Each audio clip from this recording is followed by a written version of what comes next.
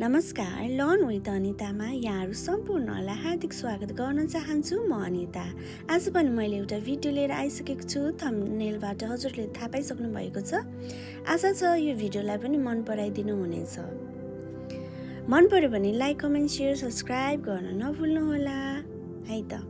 हामी एउटा यस्तो समाजमा बस्छौँ जहाँ महिलालाई देवी भनेर पूजा गर्ने कुरा पनि गरिन्छ। तर त्यही समाजमा कहिलेकाहीँ एउटी महिलाले आफ्नो विचार राख्दा उसलाई हेपिन्छ।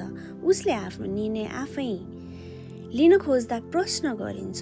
उनीले आफ्नो सपना पूरा गर्न खोज्दा रोक्ने प्रयास गरिन्छ। अनि कहिलेकाहीँ त एउटी महिलाले आफ्नो मनको कुरा मात्र राख्दा पनि उसलाई नराम्रो शब्दले सम्बोधन गरिन्छ। आजको यो भिडियो कसैलाई दोष लगाउनका लागि होइन। यो भिडियो एउटा सानो कुरा सम्झाउनका लागि हो। महिला होस् वा पुरुष, हरेक मानिस सम्मानको योग्य हुन्छ। तर विशेष गरी महिलालाई हेपेर बोल्ने, उनीहरूको आवाजलाई सानो बनाउने र उनीहरूको अस्तित्वलाई कमजोर ठान्ने सोचबारे आज खुलेर कुरा गरौँ। किनकि एउटा समाज तब मात्र राम्रो बन्छ जब त्यहाँका मानिसहरूले एक अर्काको सम्मान गर्न सिक्छन्। एउटी महिला जन्मिँदा उनीसँग पनि सपना हुन्छ।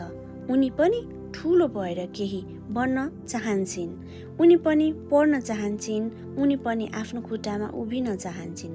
उनी पनि आफ्नो परिवारलाई खुसी देख्न चाहन्छन्। तर उमेर बढ्दै जाँदा समाजले उनलाई धेरै कुरा सिकाउन थाल्छ। यस्तो नगर, त्यस्तो नबोल, धेरै नहाँस, धेरै प्रश्न नगर, तिमी महिला हौ। तर हामीले कहिले सोचेका छौँ महिला हुनु भनेको आफ्नो आवाज गुमाउनु हो र? होइन नि है, होइन। महिला हुनु भनेको कमजोर हुनु होइन। महिला हुनु भनेको कसैभन्दा कम हुनु होइन। महिला हुनु भनेको आफ्नो सपना त्याग्नु होइन। महिला पनि एउटा पूर्ण मानिस हुन्। उनको पनि भावना छ, उनको पनि आत्मसम्मान छ, उनको पनि सपना छ र सबैभन्दा महत्त्वपूर्ण उनीलाई पनि सम्मान चाहिन्छ। कहिलेकाहीँ महिलालाई हेप्ने शब्दहरू मजाकको नाममा बोलिन्छ। केटी भएर यति पनि गर्न सक्दैनौ? तिमीलाई के थाहा? महिलाको काम घर सम्हाल्ने हो। तिमीले यो निर्णय गर्न सक्दिनौ। यस्तै शब्दहरू बोल्ने मानिसहरूलाई सायद ती केही शब्द मात्र लाग्न सक्छन्, तर ती शब्द सुन्ने व्यक्तिको मनमा त्यसले ठुलो असर पार्न सक्छ।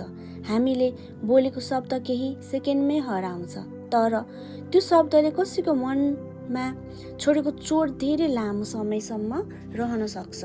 त्यसैले बोल्नु अघि एकपटक सोचौँ, यदि यही कुरा मलाई कसैले भन्यो भने मलाई कस्तो लाग्थ्यो। यदि आफूलाई नराम्रो लाग्थ्यो भने अरूलाई पनि त्यही कुरा नभनौ।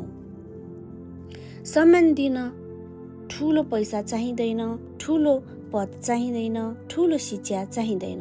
केवल राम्रो सोच र राम्रो व्यवहार चाहिन्छ। अर्को महत्त्वपूर्ण कुरा, महिलाको कामलाई सानो नठानौँ। घरमा बसेर परिवार सम्हाल्ने महिला होस्, बाहिर गएर काम गर्ने महिला होस्, व्यवसाय गर्ने महिला होस्, शिक्षिका होस्, डाक्टर होस्, किसान होस्, कलाकार होस् वा आफ्ना बच्चाहरू हुर्काउँदै आफ्नो जीवन समर्पण गरिरहेकी आमा होस्, हरेक कामको आफ्नो मूल्य हुन्छ। घरको काम पनि काम हो, बच्चाको हेरचाह पनि जिम्मेवारी हो, परिवारका लागि गरेको त्याग पनि मेहनत हो। त्यसैले कुनै महिलाले घर सम्हालिरहेकी छन् भन्दैमा उनको योगदान कम हुँदैन र कुनै महिला बाहिर काम गर्छिन् भन्दैमा उनी आफ्नो परिवारलाई कम माया गर्छिन् भन्ने पनि होइन।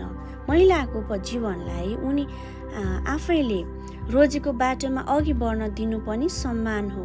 हामीले छोरीलाई सानैदेखि एउटा कुरा सिकाउनुपर्छ, तिमी कमजोर छैनौ। तर त्यसभन्दा पनि पहिलो छोरालाई सिकाउनुपर्छ, महिलालाई सम्मान गर्नुहोस्। किनकि समाज परिवर्तन केवल महिलाले प्रयास गरेर सम्भव हुँदैन। छोरा र छोरी दुवैले समान रूपमा समान अवसर र जिम्मेवारी सिकाउनुपर्छ। सिक्नुपर्छ। छोरीलाई अरूको सीमा र सम्मान बुझ्न सिकाऊँ। छोरीलाई आफ्नो सपना देख्न प्रोत्साहन गरौँ। छोरालाई अरूको सपना पनि सम्मान गर्न सिकाऊँ। यही सानो शिक्षाले भविष्यको समाज परिवर्तन गर्न सक्छ। अनि अर्को कुरा, महिलाको पहिरन, रूप वा जीवनशैलीको आधारमा उनको चरित्रको फैसला नगरौँ। कसैको कपडा हेरेर उनको चरित्र थाहा हुँदैन। कसैको हाँसो हेरेर उनको सोच थाहा हुँदैन। कसैको सोसल मिडिया हेरेर उनको सम्पूर्ण जीवन थाहा हुँदैन।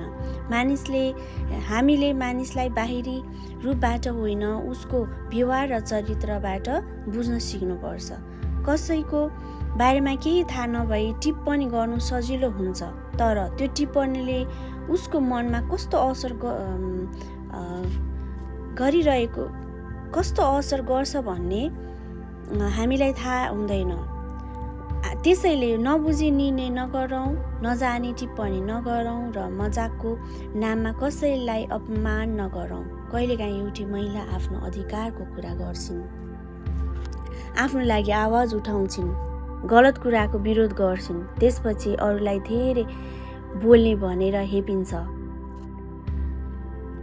उनलाई धेरै बोल्ने भनेर हेपिन्छ। तर सोचौँ त आफ्नो अधिकार बारे बोल्नु गलत हो? प्रश्न यो। अन्यायको विरोध गर्नु गलत हो? यो पनि प्रश्न। आफ्नो सीमा बताउनु गलत हो? प्रश्न। आफ्नो आत्मसम्मान जोगाउनु गलत हो? प्रश्न। अब यसको उत्तर भयो होइन। होइन नै भन्नुपर्छ हामीले। आफ्नो लागि आवाज उठाउनु घमण्ड होइन, तर आवाज उठाउँदा अरूलाई अपमान नगर्नु पनि उत्तिकै महत्त्वपूर्ण छ। सम्मान भनेको सबैलाई आफू जस्तै सोच्न बाध्य पार्नु होइन। सम्मान भनेको फरक विचार भएर पनि सभ्य भएर कुरा गर्न सिक्नु हो। सुन्दै जानुहोस् है। महिलाको सम्मान घरबाट सुरु हुन्छ।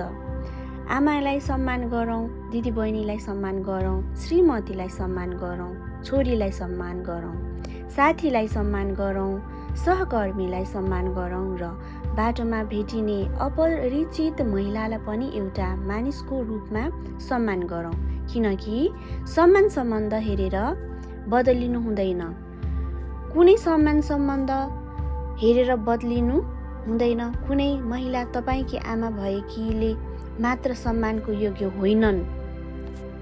कुरा गहिरो छ है साथीहरू, बुझ्नुहोला। उनी मानिस भएकै कारण सम्मानको योग्य हुन्।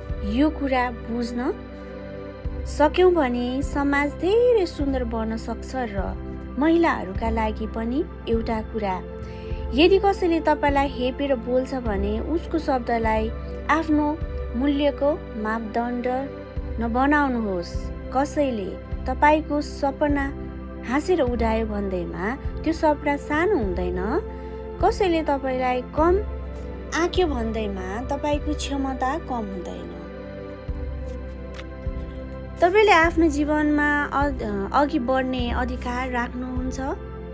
आफ्नो गल्तीबाट सिक्ने अधिकार राख्नुहुन्छ। आफ्नो निर्णयबारे सोच्ने अधिकार राख्नुहुन्छ र सम्मानपूर्वक बाँच्ने अधिकार राख्नुहुन्छ। तर आफ्नो शक्ति देखाउन अरूलाई तल झार्नु पर्दैन। साँचो शक्ति भनेको अरूलाई कमजोर बनाउनु होइन, आफू बलियो हुँदै अरूलाई पनि अगाडि बढ्न सहयोग गर्नु हो। हामी सबैले आजदेखि एउटा सानो परिवर्तन गरौँ। कसैलाई हेपेर बोल्नु अघि सोचौँ, कसैको मजाक उडाउनु अघि सोचौँ, कसैको चरित्रमाथि प्रश्न उठाउनु अघि सोचौँ र कसैको सपना सानो देखाउनु अघि सोचौँ। किनकि हामीलाई सामान्य लागेको एउटा शब्द अरू कसैका लागि निकै ठुलो पीडा बन्न सक्छ। त्यसैले बोलौँ तर सम्मानपूर्वक सहमति राखौँ, सम्मानपूर्वक असहमति राखौँ, तर सभ्य रूपमा सल्लाह दियौँ तर अपमान नगरी, र कसैको कमजोरी देख्यो भने हाँस्नुको सट्टा सहयोग गरौँ। अन्त्यमा एउटा कुरा सम्झौँ, महिलाको सम्मान गर्नु भनेको पुरुषलाई अपमान गर्नु होइन। महिलालाई समान अवसर दिनु भनेको पुरुषको अधिकार खोज्नु होइन। महिलाको आवाज सुन्नु भनेको अरूको आवाज बन्द गर्नु होइन। यो त एउटा स्वस्थ र सम्मानजनक समाज बनाउने कुरा हो।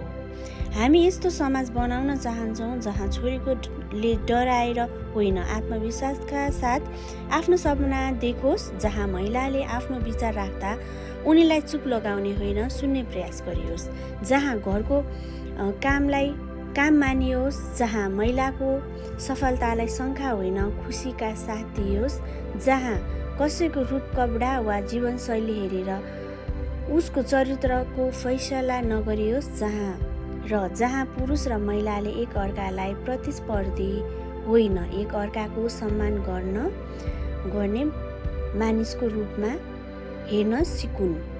त्यसैले आजदेखि एउटा सानो सङ्कल्प गरौँ, कसैलाई हेपेर बोल्ने छैनौँ, कसैको सम्मान घटाउने शब्द प्रयोग गर्ने छैनौँ र महिला भएकै कारण कसैलाई कम ठान्ने छैनौँ, किनकि सम्मान मागेर मात्र होइन, दिएर पनि ठुलो बनिन्छ र एउटा सभ्य समाजको पहिचान उसको भगवानले होइन, उसले आफ्ना मानिसहरूलाई कति सम्मान गर्छ भन्ने कुराले हुन्छ।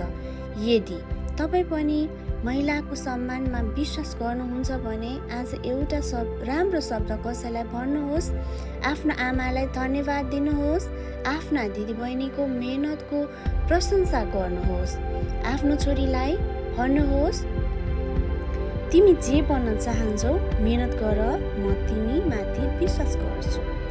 सायद तपाईँको एउटा वाक्यले कसैको आत्मविश्वास बढाउन सक्छ। त्यसैले अपमान होइन, सम्मान बढाउँ, घृणा होइन, माया बढाउँ र अरूलाई तल छाडेर होइन, एक अर्कालाई माथि उठाएर अगाडि बढाउँ। यही नै एउटा सुन्दर समाजको सुरुवात हो। सुनिदिनु भएकोमा हजुरहरूलाई धेरै धेरै धन्यवाद। र आजको भिडियो हजुरहरूलाई कस्तो लाग्यो प्रतिक्रिया दिन नभुल्नुहोला।